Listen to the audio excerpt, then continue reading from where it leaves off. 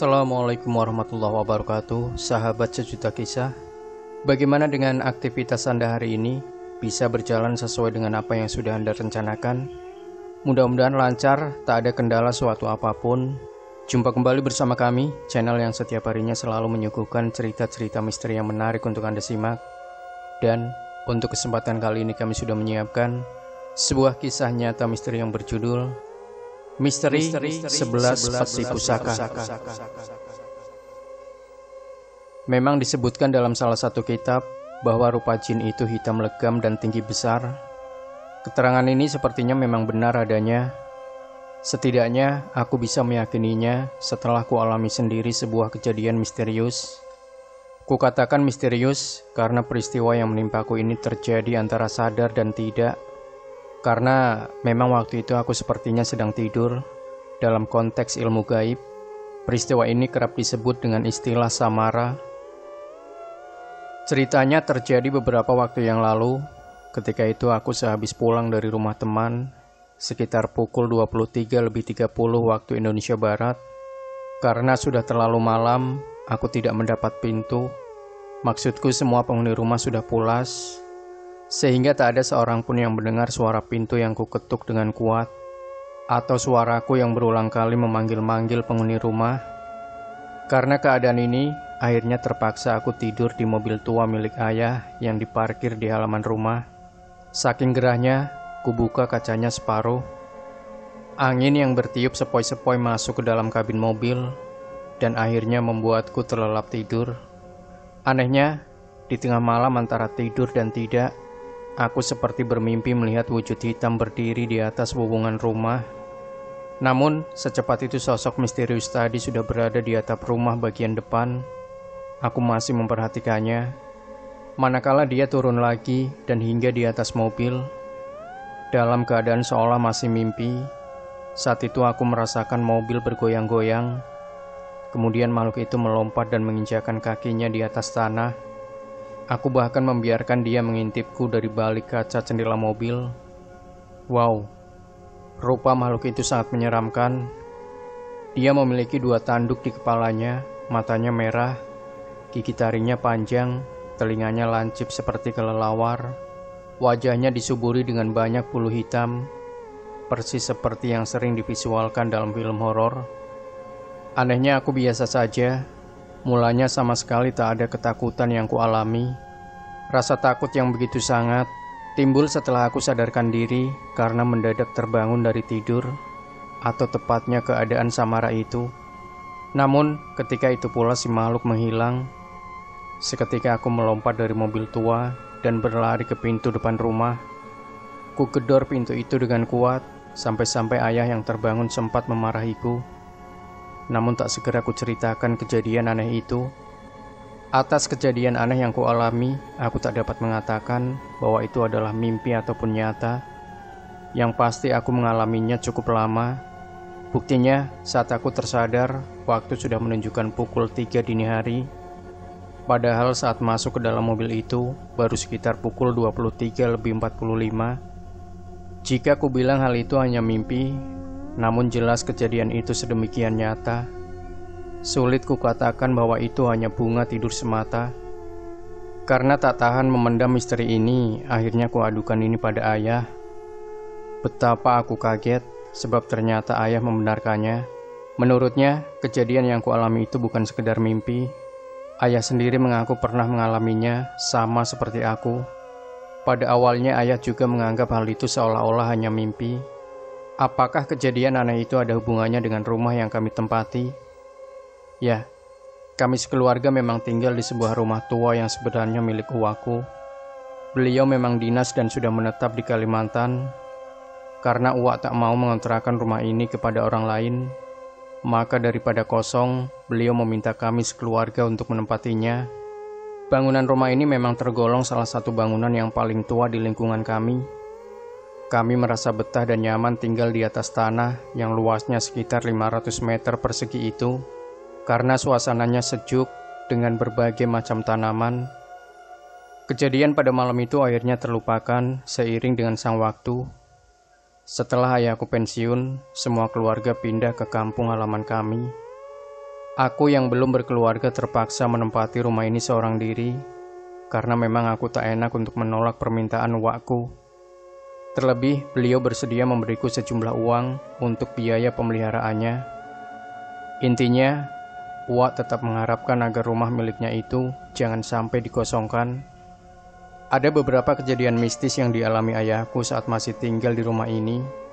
Salah satunya yakni sering terdengarnya suara tangis dan tawa seorang wanita. Uniknya, hal ini cuma dialami oleh ayah sendiri. Tak jarang ayah sering diganggu, dicolek, atau dikelitik sewaktu tidur. Mulanya ayah mengira yang mengganggunya adalah ibuku yang tidur di sampingnya. Kejadian aneh juga pernah dialami seluruh penghuni rumah. Ini persisnya berlangsung saat malam-malam terakhir sebelum ayah dan semua keluarga pindah ke kampung halaman, kecuali aku. Suatu malam, sekitar pukul 23.00 waktu Indonesia Barat, setelah hujan reda, kami sekeluarga dikejutkan dengan suara ketukan pintu yang disertai ucapan salam seorang wanita. Tapi setelah dibuka olehku, ternyata tidak ada siapapun. Kejadian aneh ini berlangsung 2 malam berturut-turut. Karena penasaran, akhirnya kami bersepakat untuk mencoba menjebak si tamu misterius itu. Dengan berbagai cara yang diatur, kami berhasil melihat siapa sebenarnya yang telah membuat keresahan itu. Ternyata benar, dia seorang perempuan, usianya sudah tua. Hal ini diketahui ayah sendiri yang tidur di dalam mobil, sedang aku dan kedua kakak yang tidur di dekat pintu yang akan diketuk tidak sempat melihat seperti yang dikatakan oleh ayah. Begitulah keanehan di dalam rumah tua itu. Aku selalu berdoa dalam hati, mudah-mudahan sepanjang aku menempati rumah Uwa ini tidak terjadi apa-apa. Aku tetap memberanikan diri, namun dengan ditemani saudara misanku, yakni Acep dan Jajat setiap malamnya. Pada malam pertama dan malam-malam berikutnya saat aku menempati rumah tersebut, Suasananya biasa-biasa saja. Tetapi menginjak 2 minggu berikutnya, untuk pertama kalinya aku dibuat tidak tenang. Ketika berkumandangnya adzan subuh, aku bergegas mengambil air wudhu. Tapi apa yang terjadi? Aku mendengar suara seorang yang mendehem dengan begitu menggema dari dalam kamar mandi. Karena kejadian ini, akhirnya sholat subuhku terpaksa kutunda hingga di ujung waktu, sampai tidak kudengar lagi suara mendehem yang menggetarkan nyali itu. Pikirku, mungkin suara dehem itu adalah jin, maksudku jin muslim. Konon, jin-jin yang taat kepada Tuhannya saling berebut wudhu apabila mendengar masuknya waktu sholat. Benarkah? Entah, aku tak bisa memastikannya. Berawal dari kejadian ini, aku sudah merasa ada makhluk lain yang memperhatikan gerak-geriku. Buktinya, ketika suatu malam Acep dan Jajat tidak dapat menemaniku. Sewaktu aku terlambat melakukan sholat isya jam 9-an, aku mendengar suara lembut yang mengucapkan lafaz amin. Ini terjadi tatkala rampungnya surat Al-Fatihah yang kubaca. Seakan-akan ada yang mengikutiku menjadi makmum di belakangku. Spontan saja aku kaget, namun dengan tabah ku teruskan sholatku sampai malam. Beberapa jam setelah kejadian itu, ketika aku hendak buang air besar di tengah malam, aku dibuat panik dengan padamnya lampu kamar mandi yang terjadi secara tiba-tiba. Sepertinya ada yang mematikan dengan terdengarnya pijatan kontak lampu yang kebetulan berada di luar pintu. Beberapa saat aku diam saja, tapi saking dibuat kesal, aku nekat untuk membentaknya. "Hei, siapa di luar? Jangan macam-macam. Ayo nyalakan."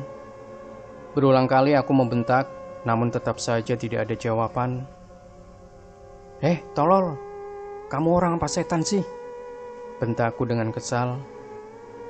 "Ayo nyalakan goblok," hardiku pula. Setelah ku keluarkan semua perkataan kasar itu, barulah lampu menyala. Bersamaan dengan lampu menyala, ku buka pintu secepat mungkin.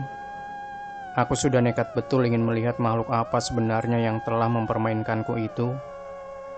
Tetapi tidak kulihat siapapun, atau setidaknya terlintas sesuatu yang aneh. Bulu kuduku meremang, karena semakin dibuat tidak tenang untuk menambah suasana rumah agar hidup. Akhirnya aku mempunyai gagasan untuk membuka usaha kecil-kecilan, yakni sebuah tempat penyewaan buku. Ruang bacaan sengaja kuletakkan di ruang depan. Kunamakan tempat penyewaan buku itu Taman Bacaan Merpati. Bersamaan setelah berjalannya taman bacaan kawanku, Gilas, akhirnya kuizinkan pula untuk bergabung denganku. Gilas memang ingin mengudarakan pemancar radionya karena memang sudah lama dia ingin punya lokasi studio di pinggir jalan dengan menggunakan ruangan pojok paling belakang yang tidak jauh dari sumur itu. Siaran radio yang punya nama Barong FM itu pun akhirnya berkumandang. Suasana di rumah bertambah ceria dengan sering dikunjungi fan-fan radio maupun orang-orang yang menyewa buku. Kini aku merasa lebih senang dan terhibur. Tetapi tunggu dulu, suatu hari aku tidak percaya dengan pengakuan Bandi, salah seorang kru Barong. Katanya dia pernah melihat perempuan misterius waktu siaran. Saat itu menjelang maghrib, Bandi bermaksud akan memanteng acaranya yang sudah usai dengan menghadirkan tembang-tembang kerohanian. Namun, sebelum mengakhiri siarannya, dari celah-celah kayu pintu studio, dia terkesima melihat seorang perempuan yang tengah berdiri memperhatikannya di pinggir sumur tua yang sudah tidak difungsikan itu. Namun sekejap mata saja, perempuan itu menghilang. Keadaan rumah maupun studio yang saat itu kebetulan tidak ada siapa-siapa membuat Bandi ketakutan. Dia ngacir tidak karuan. Hal yang sama pernah dialami juga oleh Agus Sulai, kru Barong lainnya. Sewaktu dia ketiduran di ruang studio, sekitar pukul 2:30 dia terusik dengan kehadiran seorang wanita yang sedang bercermin membelakanginya. Perempuan itu sama seperti yang dikatakan Bandi, mengenakan daster kuning muda, berambut panjang dan sedikit beruban. Dan ketika perempuan itu menoleh, Agus seperti mengalami syok karena rupa wanita itu menyeramkan. Bopeng-bopeng korengan seperti mengidap cacar, cerita Agus. Tetapi yang dilihat Bandi berbeda, justru cantik walau terkesan pucat pasi. Yang lebih unik lagi kejadian yang menimpa Gilas. Pemuda yang dikenal pemberani dan banyak tingkah ini bahkan pernah ditelanjangi habis-habisan sewaktu mencoba tidur di ruang studio. Yang tidak habis pikir lagi kejadian yang menimpa Kang Otong, salah seorang temanku. Peristiwanya berlangsung sewaktu dia mendapat giliran menunggu taman bacaan. Di siang bolong itu, Kang Otong disatroni hantu pocong. Setelah muncul sesaat, makhluk ini menelusup ke dalam gudang. Karena berbagai keanehan yang terjadi hanya dalam waktu 7 bulan, akhirnya Gilas mengakhiri masa kontraknya denganku. Dia mencari lagi pangkalan studionya. Setelah kepergian awak Barong, suasana rumah kembali sunyi. Pengunjung taman bacaan pun semakin menusut. Namun, pendirianku tetap tidak ingin melantarkan rumah uak. Rupanya, kekerasan hatiku ini semakin menjadi perhatian para bangsa makhluk halus. Hal ini dibuktikan dengan kejadian-kejadian aneh berikut. Jajat misalnya, dia pernah bermimpi dititipi bungkusan kain yang berisikan pakaian. Bungkusan ini diberikan oleh seorang wanita yang tidak jelas wajahnya. Katanya, bungkusan kain itu ada di sekitar pekarangan rumah ini. Kata Jajat menceritakan mimpinya. Karena penasaran, kami pun mencarinya. Aneh, ternyata benar. Seperti yang dikatakan perempuan itu, bungkusan kain dimaksud kami temukan di sela-sela tembok pembatas rumah. Adapun pakaiannya di dalamnya berjumlah 6 buah. Di antaranya 2 kain kebaya, 1 kerudung warna ungu, 1 daster warna kuning seperti dikatakan Bandi, 1 kain untuk mengikat pinggang warna hitam, dan 1 pakaian khas perempuan lanjut usia warna ungu. Setelah penemuan ini, sekaligus untuk menjernihkan suasana, akhirnya kami mencoba untuk menelusuri latar belakang rumah uak yang sudah lama aku huni tersebut. Aku pun menghadirkan Paman Wandi, yaitu pamannya Acep yang kebetulan pandai dengan ilmu kebatinan. Ketika berkenan datang ke rumah tua itu, Paman Wandi memperhatikan sumur tua, kamar mandi, gudang, dan semua tempat yang sudah kami ceritakan. Auranya memang beda, ujar Paman Wandi ketika kami berada di dalam ruangan yang pernah jadi markas Barong FM. Kemudian dia menghentak-hentakan kakinya pada tegel yang sebagian sudah retak. Lantas dibukanya salah satu tegel itu. Dari dulunya memang sudah begini, kataku menjelaskan ketika ditemui banyaknya rayap beserta tanahnya yang terasa gembur. Paman Wandi mengambil tanah tersebut. Dengan membawa segenggam tanah yang disimpan dalam kantong plastik, Paman Wandi pamit pulang. Usai melakukan ritualnya, dia baru menyampaikan apa yang telah dilihatnya dengan mata batin.